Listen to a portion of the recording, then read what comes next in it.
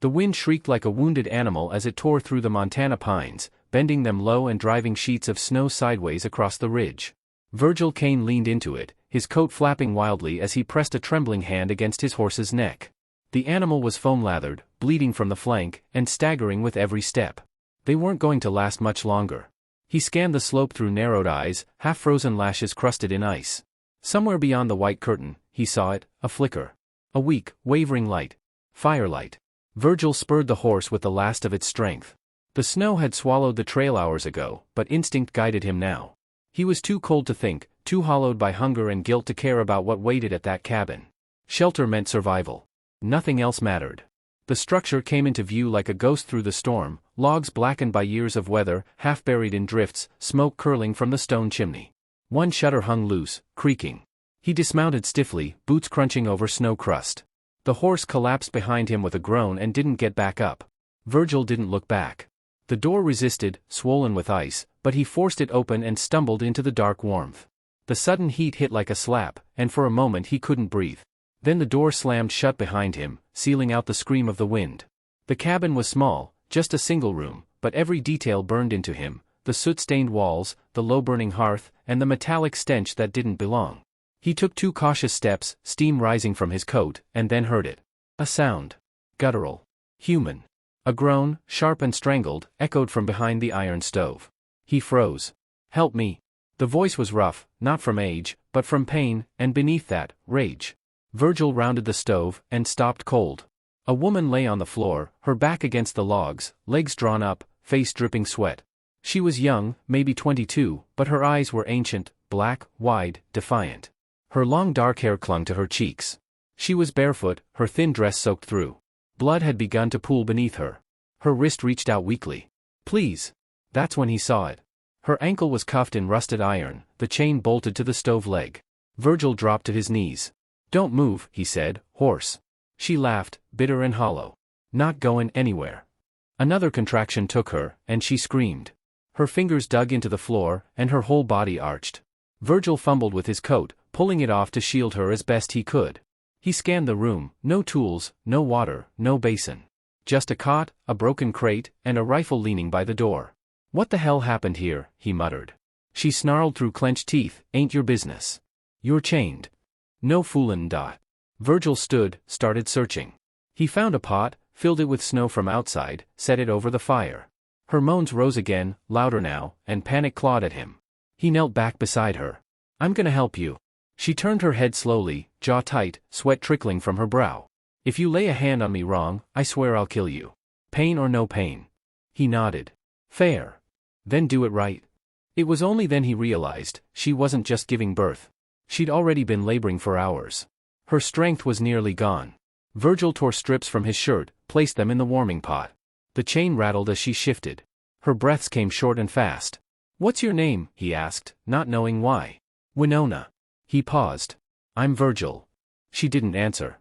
Minutes passed in silence, broken only by her labored breathing and the storm's distant roar.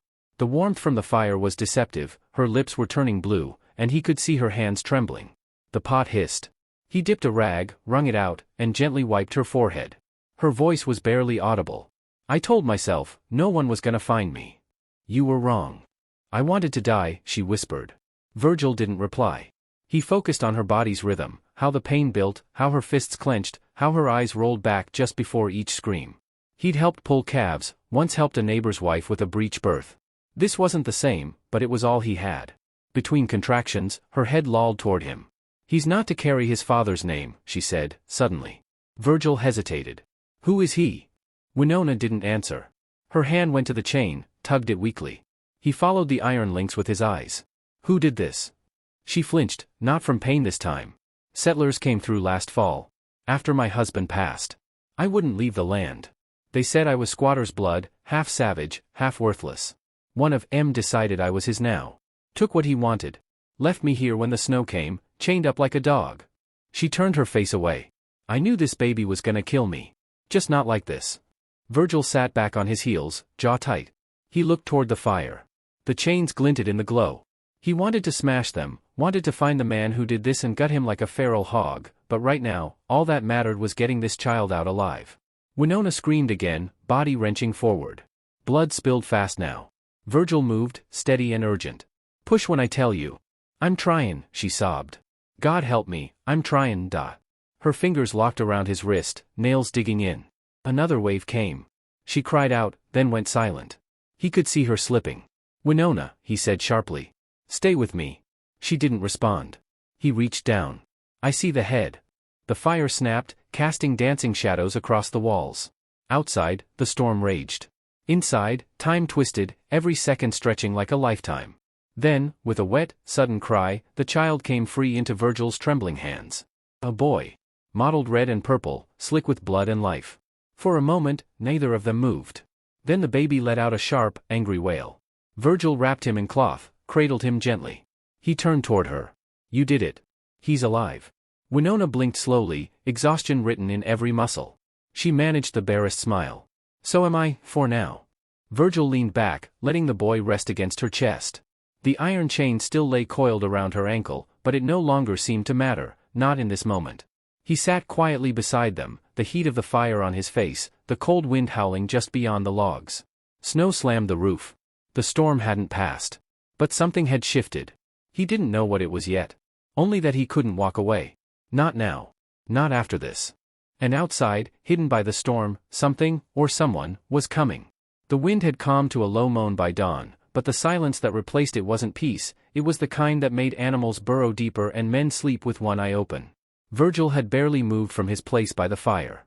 The newborn, swaddled in layers of torn cloth, now lay sleeping against Winona's chest, his tiny breath shallow but steady. Virgil had fed the firewood stripped from a broken crate and melted snow for Winona to sip. She drank with trembling hands, her eyes flicking open and closed like a flame guttering on its last wick. The cabin creaked with the weight of packed snow on its roof, but deeper than that, there was tension in the air, like the woods were holding their breath. "You got a name for him?" Virgil asked softly. Winona didn't answer right away. Her fingers stroked the baby's downy head as she stared into the flames.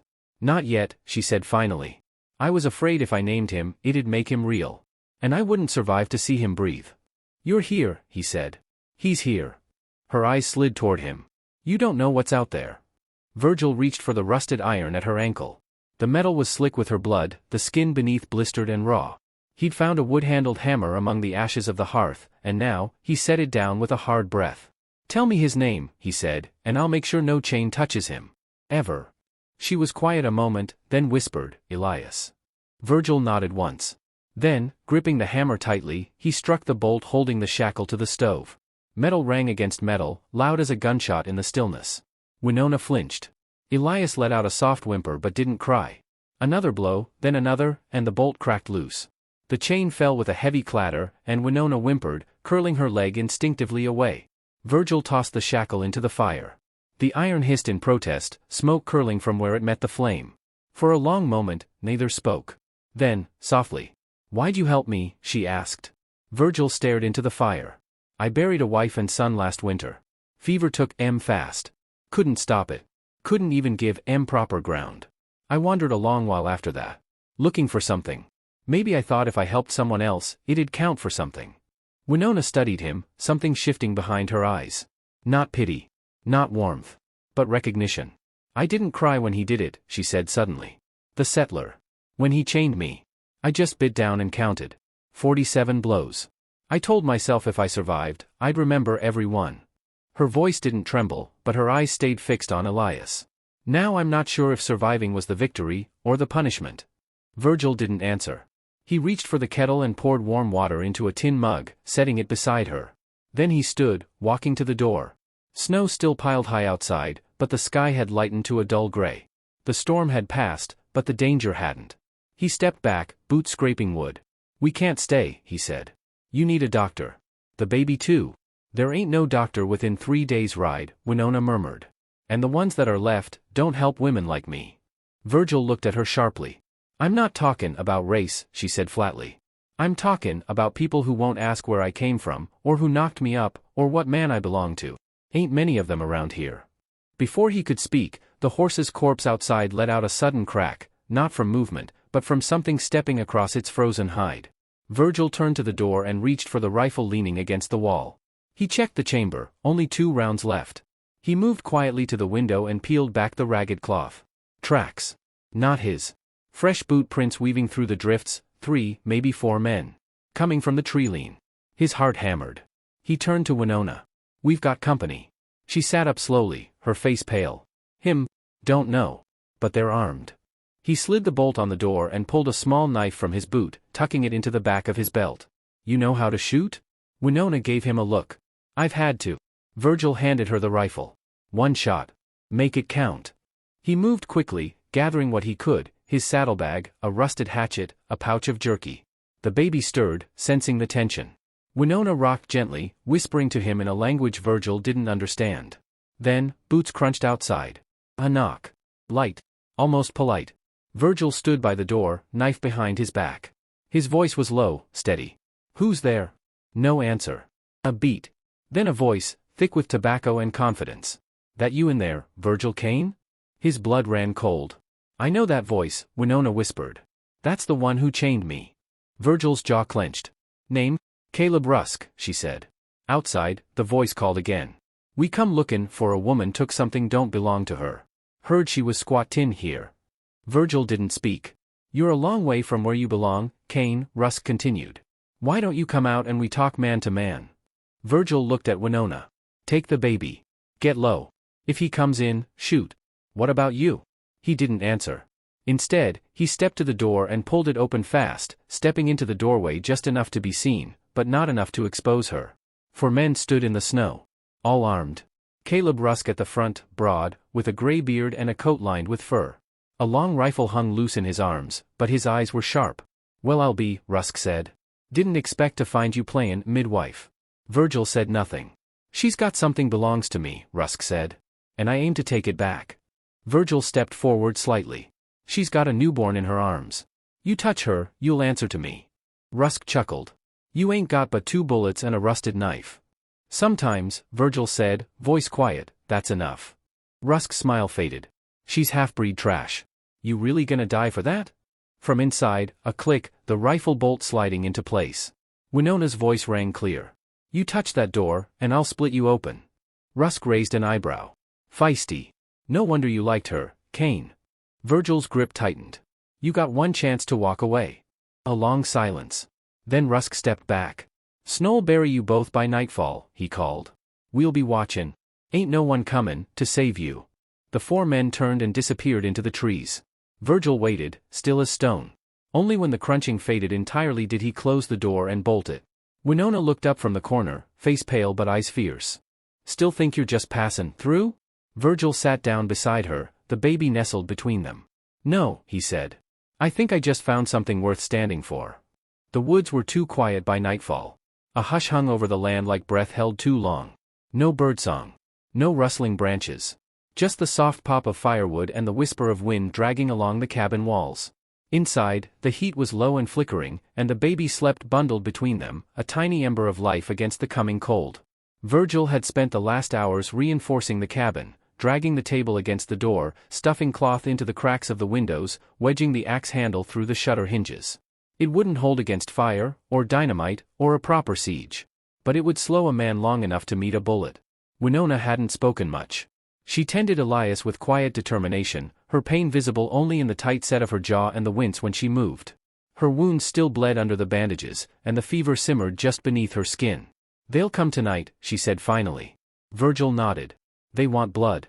Not justice. They won't leave till they get it. His hand rested on the hilt of the knife, worn smooth from years of use. Then we don't let them take it. He stood, walking to the edge of the cabin where his saddlebag lay open. From it, he drew a small leather pouch and a half-broken compass, remnants from another life, when he was a father, a husband, a man with purpose. He opened the pouch and unwrapped a folded cloth. Inside was a ring. Gold, dulled with age, set with a blue stone that caught firelight like trapped sky. Winona's eyes flicked to it. That hers? He nodded. You never took it off? I buried her with hers. Kept mine to remember what I lost. She looked at the baby. You still think helping us makes up for that? Virgil was quiet a long time. Then, I don't think anything makes up for it. But maybe this ain't about what I deserve. Maybe it's about what I choose to stand for now. Footsteps. Not loud. Just enough to shatter the silence like glass. Virgil rose. The rifle was in Winona's lap. He crossed the room, peered through a slit in the shutter. Shapes. 3 shadows in the snow. 1 by the tree lean. 2 circling wide toward the back. He moved fast. They're splitting up. Winona's grip tightened on the rifle. I can cover the front. No. If they breach the back, they'll take you before you can raise that gun. He opened the floorboards near the hearth and pulled out a small jar of lamp oil. Then he grabbed a rag and the broken chair leg he'd saved for kindling. Fire, she asked. Smoke buys time. And chaos favors the desperate. He crouched near the back window. Just beyond it, snow piled up against the log siding. He smashed the jar against the inside wall, soaked the rag, and wrapped it around the stick. He'd burn the room before he let them take it. Outside, branches snapped. He lit the rag with a coal from the fire and hurled the torch through the side window. Flames caught fast. The oil hissed and curled upward, smoke billowing in the confined space. Gunshots rang out, 1, then 2. A bullet tore through the front shutter, grazing the doorframe inches from Winona's head. She didn't flinch. She raised the rifle, took a breath, and fired. A scream outside. A heavy body dropped into the snow. Virgil leapt through the side door, knife in one hand, the hatchet in the other. Snow swallowed his boots. The wind tore at his coat. A man rounded the corner, eyes wide, pistol raised. Virgil didn't hesitate. The hatchet sank into his arm. The man shrieked and dropped his gun. Virgil drove his shoulder into the attacker's chest, knocking him into the snow. The knife flashed. A blur of red. 1 down. Another figure appeared near the trees, Rusk, holding a long rifle, calmly loading the next shot. Virgil ducked, rolled behind a tree. Bark exploded behind him as the bullet missed by inches. Rusk's voice echoed in the cold. You could have kept walking, Kane. Could have let nature do its work. Virgil shouted back, that what you tell yourself? That chaining a woman to a stove is nature's law? She was a thief. Rusk barked. She ran from a man who paid good coin. She was pregnant. Rusk snarled. She was property. Virgil stood, heart pounding. That baby's got more humanity in his breath than you got in your whole damn body, he growled. Then he ran. Gunfire cracked again. Snow exploded near his boots. Virgil threw himself behind the next tree, heart hammering. The air was sharp and burning in his lungs. From the cabin, smoke spilled in thick, black waves. Inside, Winona coughed, her eyes red with smoke. She dragged the baby beneath the table, shielding him from the heat. Her fingers closed around the knife Virgil had left. She watched the back door, waiting. A boot slammed against it. Once. Twice. The door gave. Rusk's last man stepped in, shotgun raised. She didn't think. She moved. The knife sliced across his thigh. He screamed, fell. She leapt at him, slamming the butt of the rifle into his face again and again until he stopped moving. Blood soaked into the floor. Outside, Virgil closed the distance. Rusk saw him too late. Virgil tackled him, both men crashing into the snow. The rifle spun away. They rolled, fists flying, teeth bared. Rusk was older but stronger than he looked. He caught Virgil's jaw with a savage punch. Blood filled Virgil's mouth. He grunted and drove his elbow into Rusk's throat. The older man choked, clawed at his vest. Virgil reached for the knife, but it wasn't there. Rusk seized a rock. Brought it down once, twice. Stars burst behind Virgil's eyes. He raised a hand, weak. The rock lifted again. Then Rusk froze. A click behind him. Winona. Holding the rifle. Eyes burning. Move, she said, and I end it. Rusk laughed through blood. You ain't got it in you. The rifle fired. His body dropped. Silence. Virgil gasped, blood slick on his temple. Winona dropped to her knees beside him. Don't you dare die, she whispered. You don't get to save me and vanish. He tried to smile. Not going anywhere. They buried the bodies at dawn. No prayers. Just dirt, snow, and the weight of memory. Winona wrapped Elias in a shawl and walked beside Virgil as they left the cabin behind. Smoke still curled from the blackened roof. Neither looked back. They traveled west, toward a mission she remembered hearing about, where the sick were treated without question. Where the wounded became more than their past. Each night, they took turns holding Elias. Each morning, they walked a little further. One day, weeks later, they came to a hilltop overlooking a valley. Below, a river cut through the land like a silver thread. And on the far bank, buildings. Smoke rising from chimneys. Voices. Winona's breath caught. Virgil looked down at her, face gaunt but steady. You ready? She nodded. I don't belong to no one, she whispered. But I'll walk with you a while. He offered his hand. She took it. The baby cooed, as if sensing a peace he'd never known before. They started down the hill together, into a future neither had chosen, but both had earned. Sometimes survival isn't just about staying alive. It's about choosing who you become in the aftermath. If this story moved you, consider liking, subscribing, and sharing your thoughts in the comments below. What would you have done in Virgil's boots? Or Winona's? Stories like these remind us, even in the darkest storms, someone might still come through the door, just in time.